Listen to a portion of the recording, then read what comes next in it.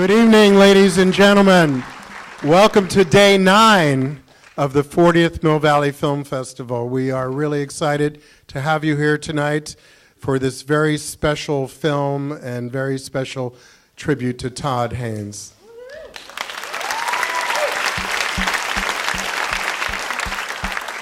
There's a lot of people, organizations, corporations, foundations who are integral to making this festival happen, and some of them have been doing it for many, many years. We are very delighted tonight that the sponsor is Sterling Bank, not just because they're just next door, but because they're an integral part of the community, and they've been very generous, and they appreciate the power of film and the beauty of film. So thank you so much to Sterling Bank.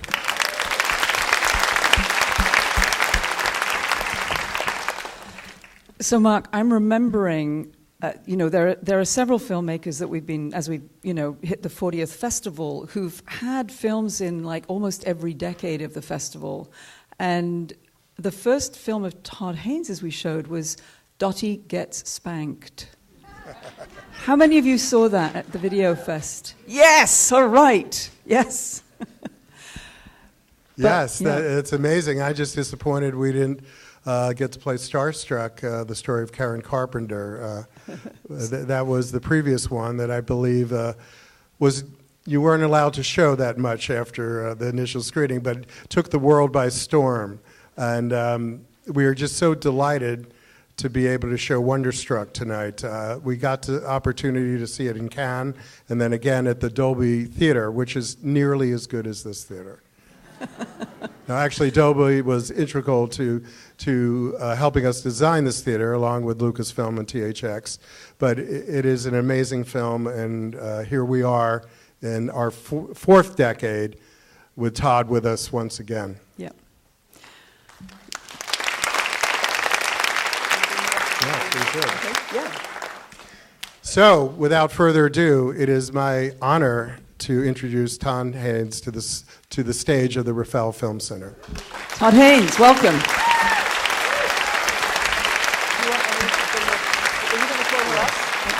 I'm going to also ask, what? Yes, I was going to ask Emily to hand me something while we're here. It's a big secret, but it's really hard to hide. Todd, we talked about your early work just now, but I was at Sundance when Poison first played because I'm really old and I've been to a lot of festivals. And it was amazing, and it wound up winning the Dramatic Prize.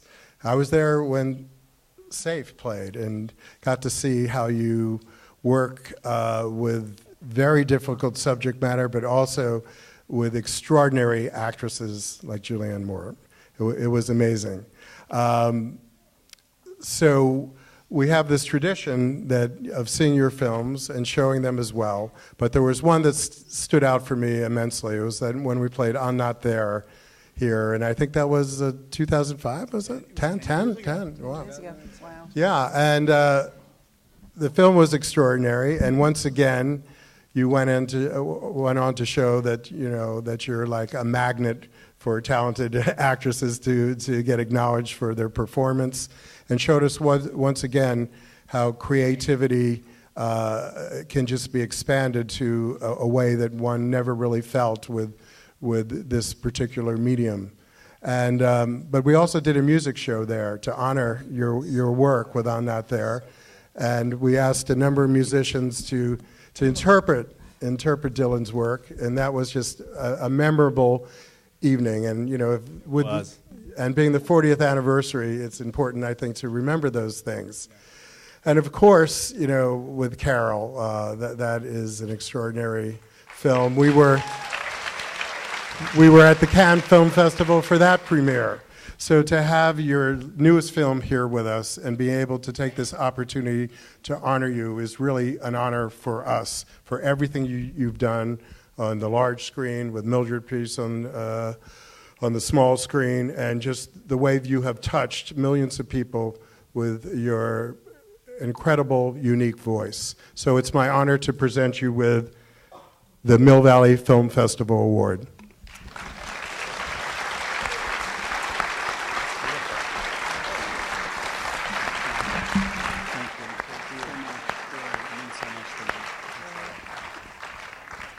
Thank you so much. This is such, this means so much to me. Like Mark said, I haven't been back here for 10 years when I showed my multiple Dylan biopic, I'm Not There, and had that incredible concert that I will never forget. I met Ramblin' Jack Elliott, among many other people. So to be asked to come back and receive this means so very much to me, this hopefully precocious honor. Film is the ultimate collaborative medium. And, there's a group of people that I brought together again for the film we're about to see tonight, Wonderstruck, who I've worked with over the years, that I want to accept this with them, because they make my work shine, and I couldn't do what I do without them. And it starts with, these are all people who worked on Wonderstruck, starting with Julianne, the amazing Julianne Moore. My producer, Christine Vachon, who I worked with from the very, very, very, very beginning. Ed Lockman, the extraordinary director of photography. Mark Friedberg, who did production design. Sandy Powell, costume designer. Carter Burwell, the composer, whose work in Wonderstruck, whatever, you'll hear it. Afonso Gonçalves, my editor.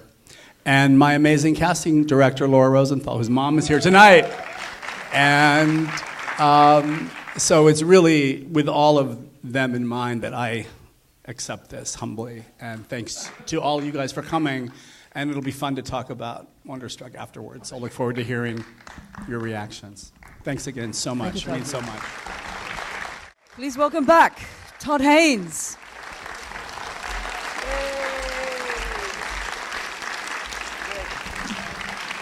Thank you. Oh my gosh. You know, it's funny, when we were talking about having you here with the film, and, should this be a tribute? Should it be, is it time for a career tribute? It just seems like you were way too young, but you can't make a film like this until you have some substance under your belt. So thank you so much for making this fantastic film.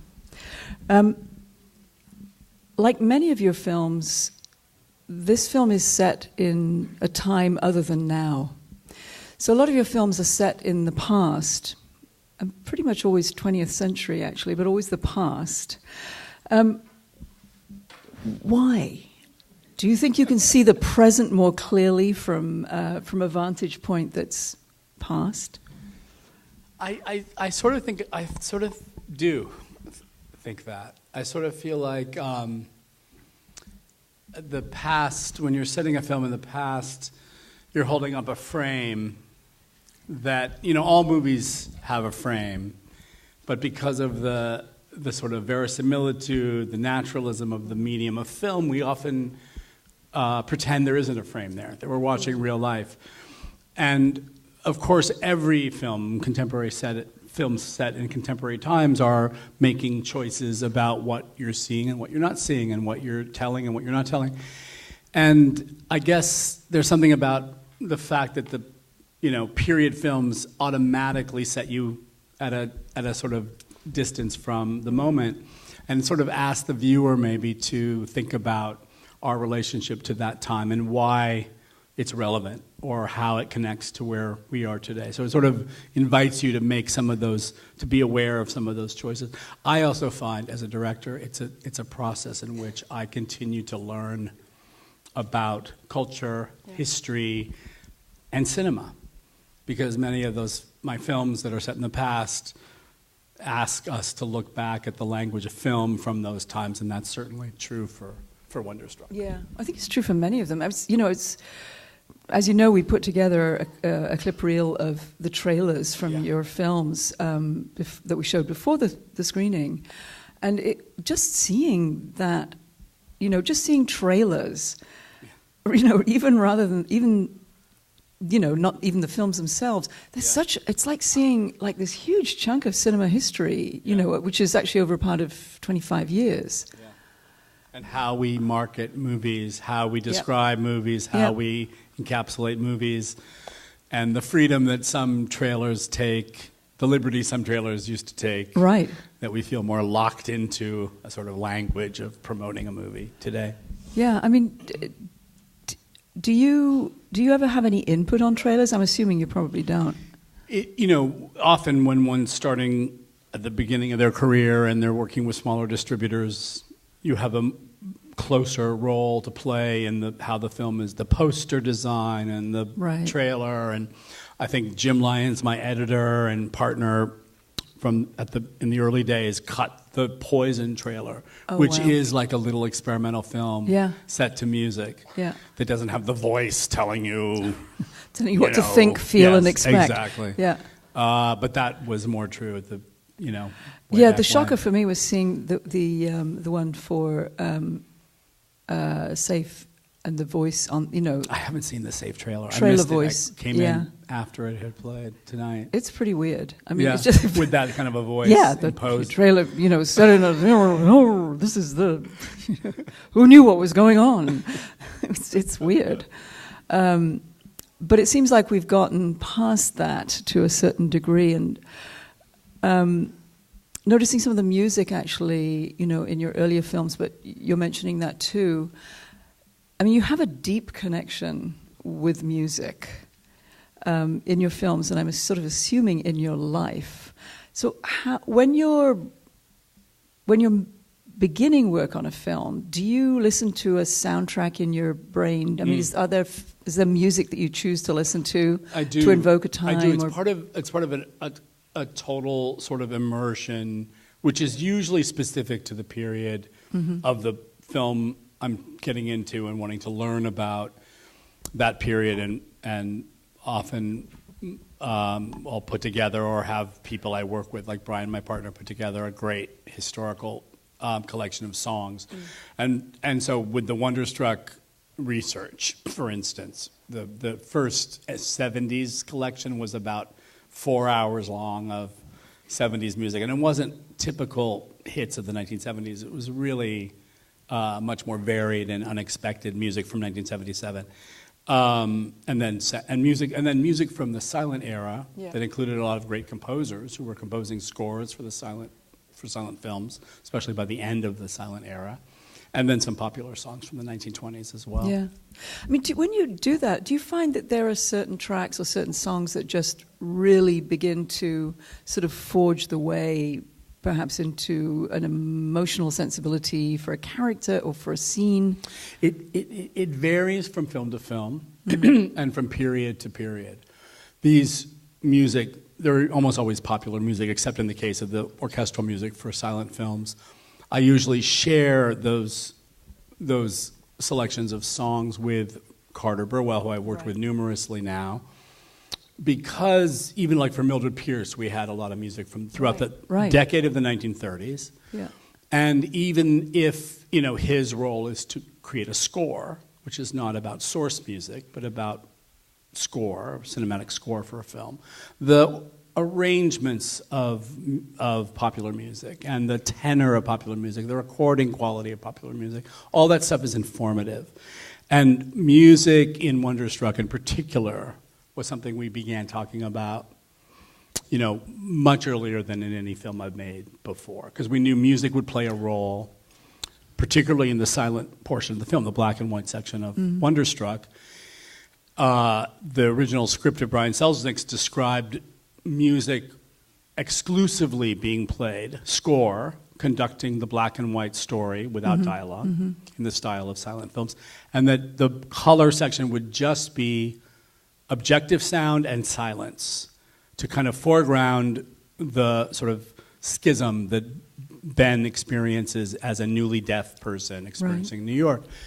And I loved how much attention was being paid on the page of the script to sound in general. But I kind of knew that the rigid dividedness of those roles and allotments of sound would probably need to shift in the actual making of the film, and it did. Yeah. So score seeped into both sides of the film and began to work as a way in which they really function as a single organism, that it needed to really be one film. You know, even if Right. the cut is so important and it keeps rephrasing the kind of enigma, the sort of the mystery genre that the film really evokes and works with. Like, why are these two stories sharing one movie? There has to be answers to these questions Right. that the film is going to address. So do you think that music gave you that sort of glue, maybe more than image? Because I mean, there's a lot of, I mean, It did. it's images work a lot for this, and place, location as Yeah. well. I mean, there's a lot of connective tissue. There's a lot of connective tissue, but I've never before had a situation where Fonzie, my editor, Fonzo, and I couldn't literally cut two shots in the black and white story together in the editing room without having music there. So we basically had to score a film that had no score before we could even begin the picture cut. Now, that's not typical for the way films are usually made. You cut your scenes together, your dramatic scenes, and then you score them. If some directors don't use score at all in their films. But that's usually the order. You start with the picture, and then you add music and sound effects later. This was exactly the inverse. So music became a foundation upon which the entire film was built. And then Carter, the extraordinary Carter Burwell, had the additionally challenging role of having to excavate the foundation and replace it with his own score. And that was a particular challenge, because even just the sheer amount of music. So he hadn't written Wonderstruck, anything he prior. hadn't, and you know, I sort of like feeling like it's working as a film before I show him where I'm at, even though we had conversations that preceded all of this. But it was just full of ideas about how the score might play and how themes of the score might be scored in one fashion in Rose's story, and then continue in Ben's story with different arrangement, perhaps, for instance. That was one idea that Carter entertained. But we knew that ultimately you have to see the beast. You have to hold it in your hands and make the final decisions accordingly. Did you see this? Had you read the book before you read the screenplay? No, I read the screenplay before I read the book. Oh, that's weird. Yeah. But he says that the book... Maybe not, yeah. Do you know the book? Yeah. Because the book, for people who don't, is beautifully conceived, where the entire 1920s story is told in drawings, and the entire 1970s story is told in text, and they interweave. And so you don't see Ben through the entirety of the experience of reading the book until they join. And then it's only late in the book where you see images of Ben drawn in the book. Yeah. But Brian says he never considered it being a film in any capacity. He was thinking of it entirely as a book, as a graphic and text experience. See, that is so amazing to me, because this book, I'd read the book before I saw the film, a year or so before, and the, do you need a hand with that? You got okay. The part in the 20s, there's such an immersion that you get into the images because they're so beautifully drawn and they're so detailed. And it's like, it reflects silent era films. Because it takes you into a very quiet place when you experience that. It does, although the interesting thing about illustrations is they are picking a single moment, a static moment, right, in a narrative that has a linear shape, and privileging that one moment in an image. Right. And he does do things where that image gets sort of zoomed into or enlarged or expanded page by page, which feels cinematic. Right. But it's still picking that moment. And it was something that we thought of sort of really that's what the diorama does in a natural history museum. It privileges a single moment in the life of a species where the taxidermied animal is leaping off the mountaintop or whatever it is, and you tell a story in a sort of artificial three-dimensional illustration, which is a story. We're telling a story in a diorama, just like you're telling a story in a single image, but it's about that privileged moment, and that was something we returned to in the end of Wonderstruck, when Ben finally receives the backstory from Rose that he reads. But we thought it was just scripted as straight flashback in the original script, and I thought this should be handled differently. Yeah. It's being funneled through his imagination as a kid who has a special relationship to the diorama. So let's make it into little privileged tableau moments a la the diorama.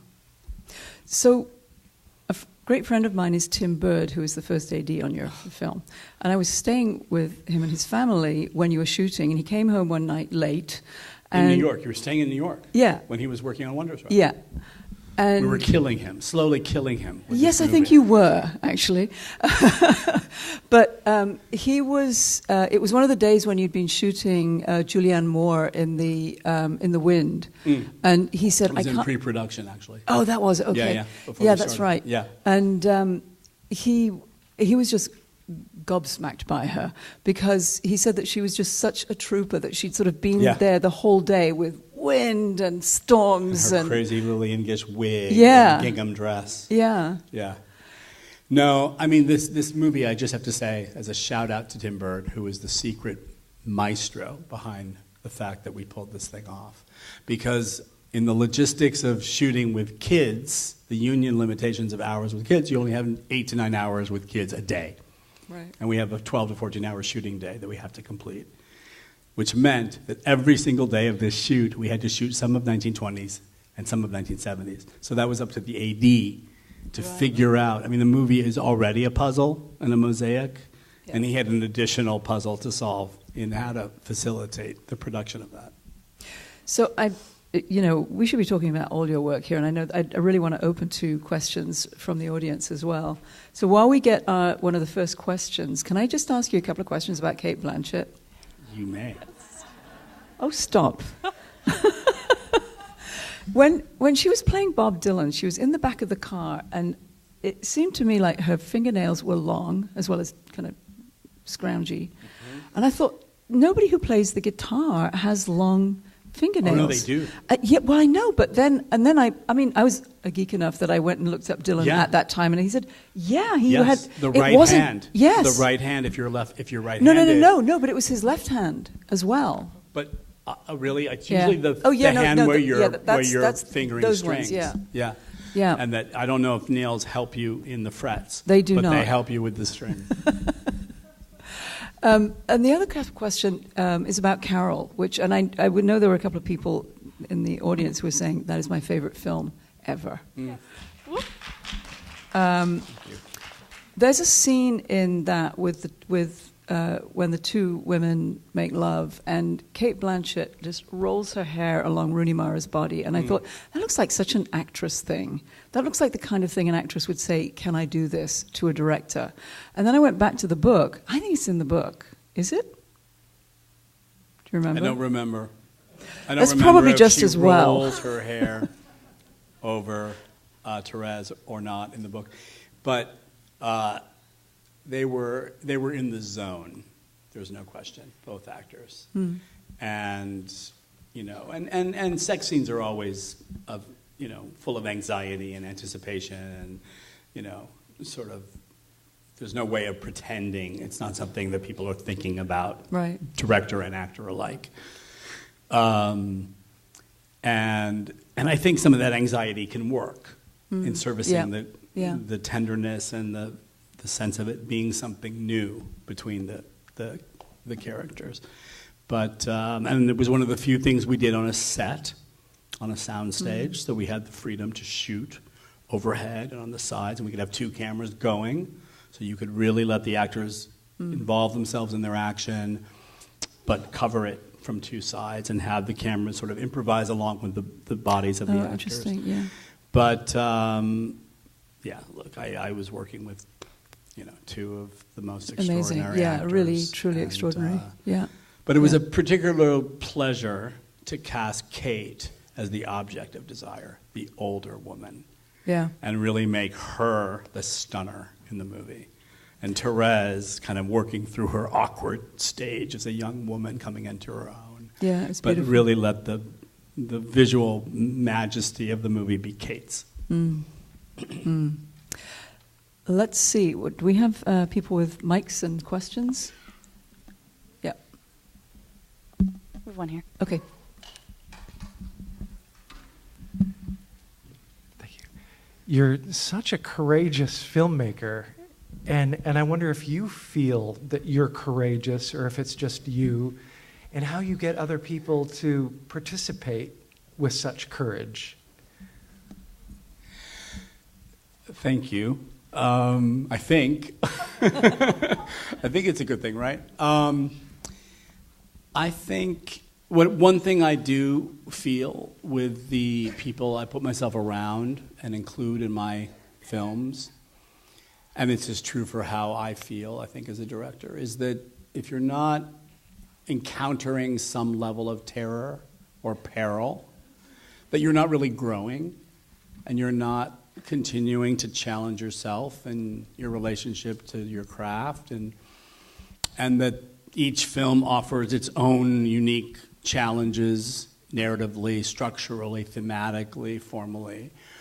And this was no exception, and yet it was a film that thrilled me to think could be for younger audiences, something that I had never really done before, but that I wanted to sort of stake faith in younger audiences, that they were capable of discovering something rare and unique and weird, and trippy.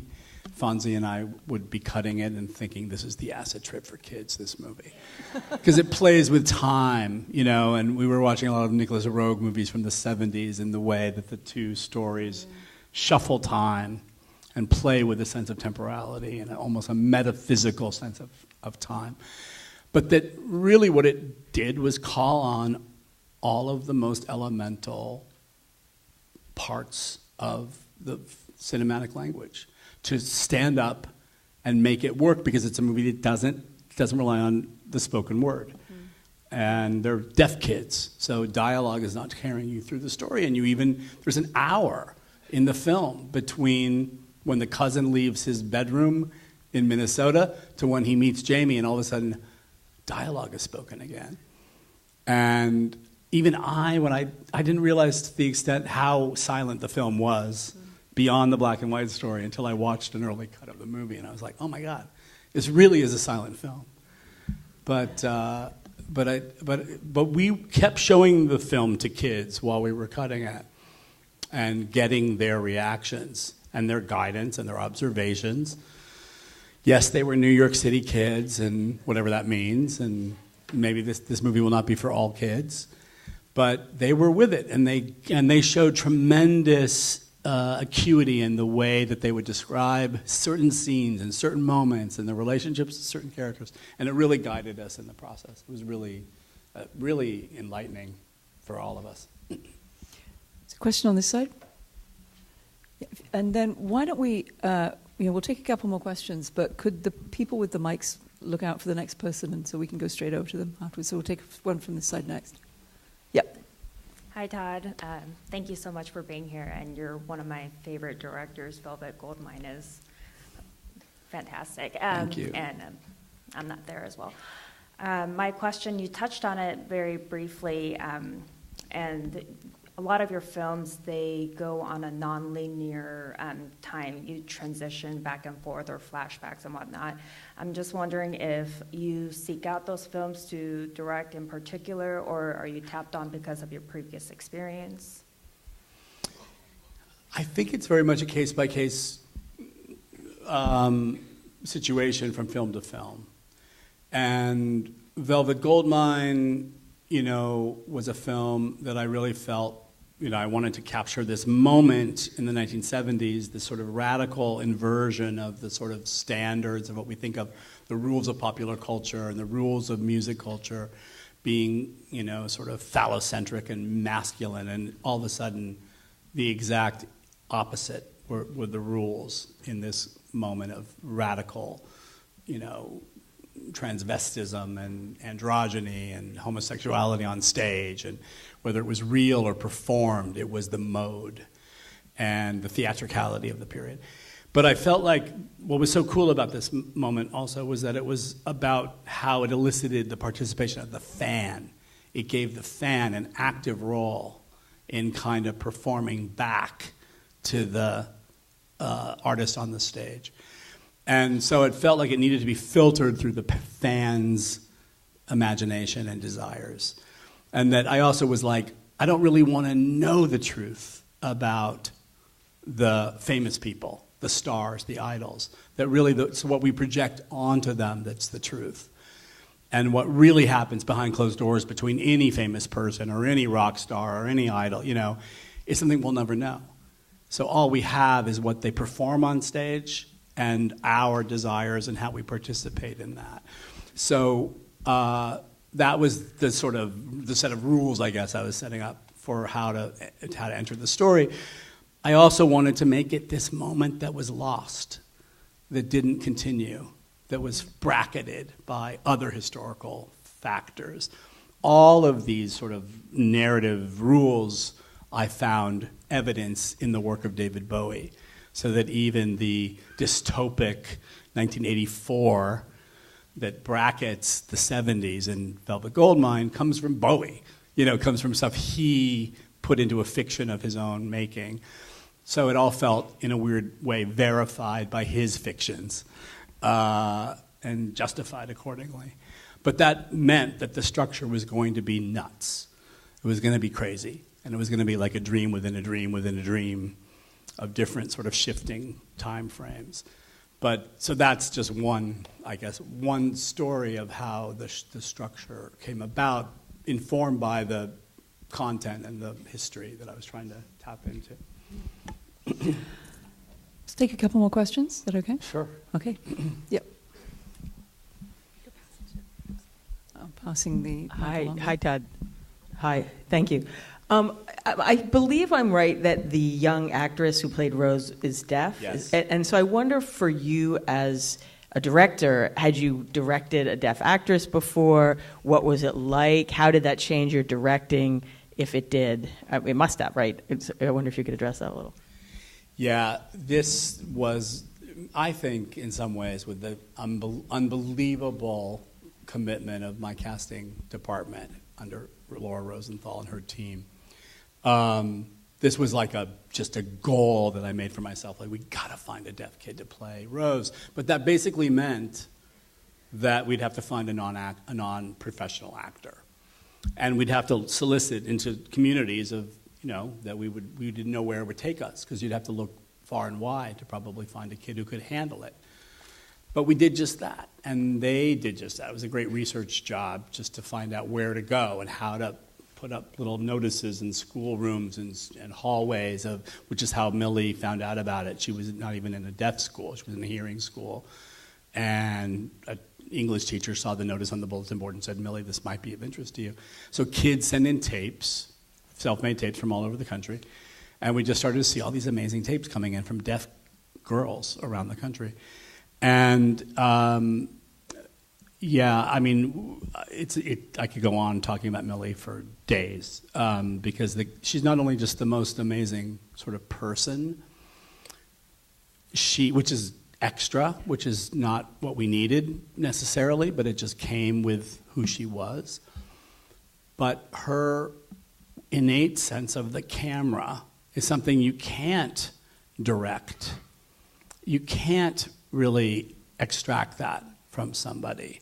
I felt that when I first met Julianne Moore.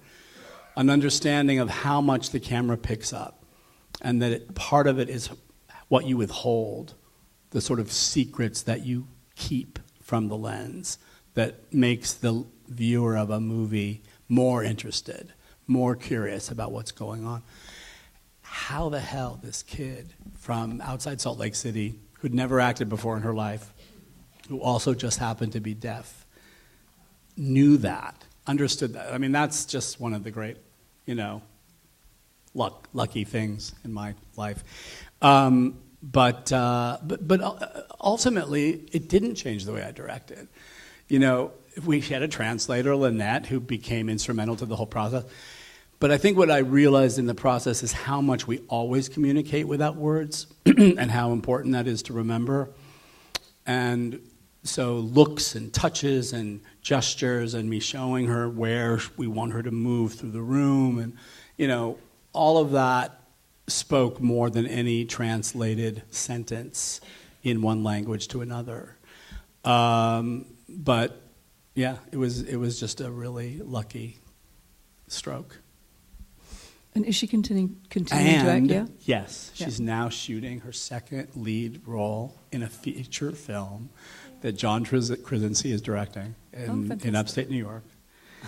Within 2 years, she has 2 lead roles as a deaf kid in 2 films. So I just couldn't be more proud of her. That's great. It's That's really fantastic. great. Yeah, yeah. Okay, one last question over here. Oh, good. Pressure's on. I'll make it good. My name is Susan Papa. I'm a filmmaker here this year, and I just want to thank you so much for giving me something to aspire to. Oh, thank you make you. your frames like living art, and it's really enjoyable. So my question for you is, as a filmmaker, you've got your script in front of you. Can you share with us your process for how you choose how you're going to shoot? I mean, there are so many tools available to the filmmaker today. Obviously, we've got a brilliant example right here. How did you go about choosing how you wanted to frame, what kinds of framing you would do, what kind of tools you would use in your camera department, et cetera? If you could help us understand how you go about doing that. Thank you. Can we? This might take all night. I'll try to. We can talk later.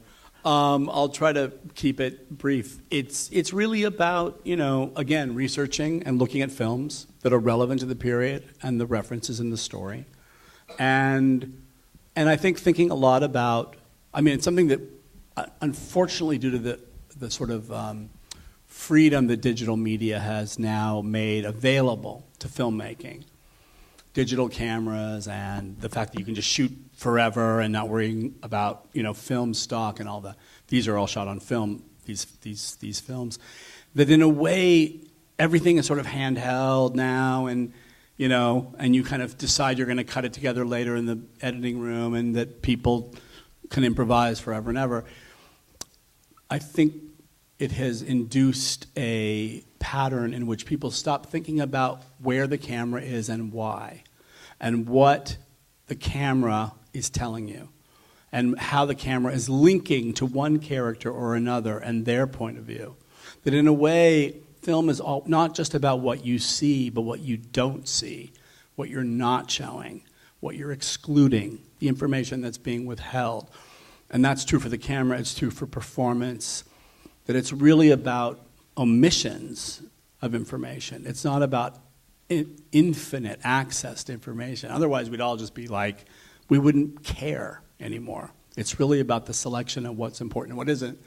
That, in the days where cameras were heavy and you couldn't just make it float through a wall digitally later, Hitchcock would have to make the wall give way and the camera move through the room, and you wouldn't notice that the entire set was opening up for the camera.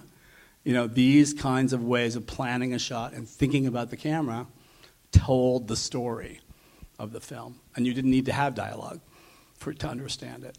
So that's something I just always am learning by other directors and their work. But also perhaps by Ed Lachman, right? Yes, and Ed So Lachman. you've worked with him many times. Yes. I mean, just sort of pulling this together as well. I mean, the scene in New York City on the streets sort of reminds me of the color palette of Velvet Goldmine. I mean, it almost feels like that sort of comes full circle there in your work. We were looking a lot at the French Connection. Oh, and because it's Ed Lachman, he can call up Owen Reisman on the phone and say, Owen, how did you do that shot in French Connection, man? Tell me what was going on. So Ed is a walking history book of cinema and lighting of film. Right. But we're both real film nerds, so we really link up on that front. So you really have, over the years, pulled together an amazing team of people who've worked with you often repeatedly, and through having this amazing team who are cinema nerds, thank goodness, through your work, we continue to see true cinema on the screen. Thank you so much for that. Thanks, you guys. Really appreciate it.